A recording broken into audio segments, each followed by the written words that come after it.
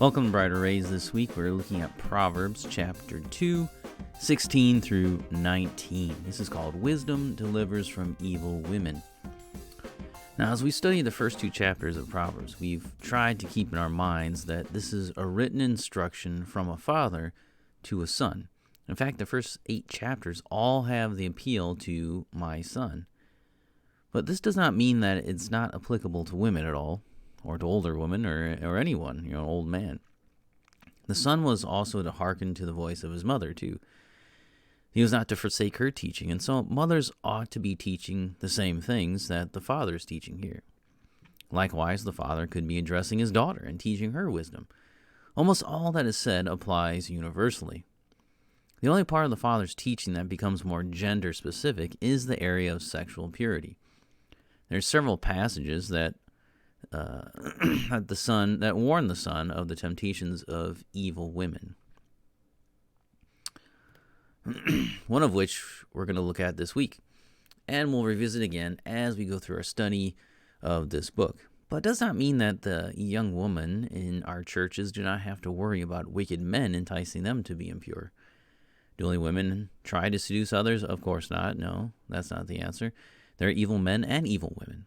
In our culture, that has tried to embrace all kinds of sexual idolatry. We know that men and women are equally guilty of these evil thoughts and practices. Both men and women are seducers to impurity.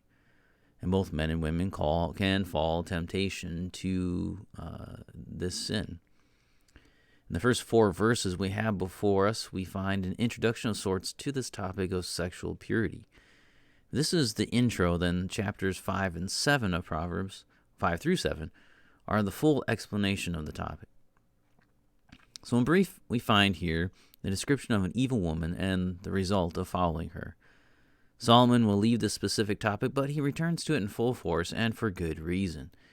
It takes wisdom to navigate this part of human nature and relationships. And few navigate it without error. The world has no clue, which has always been obvious. But for those who fear the Lord, they have wisdom as a guide to chart these dangerous waters. May we all listen and heed her instructions. So that's what we're going to be looking at this week. Next time we'll start looking at Proverbs chapter 2, verses 16 through 19 is what we're looking at. So let me read that before we finish here. So you will be delivered from the forbidden woman, from the adulteress with her smooth words, who forsakes the companion of her youth, forgets the covenant of her God. Her house sinks down to death, and her paths to the departed. None who go to her and come back, nor do they regain the paths of life.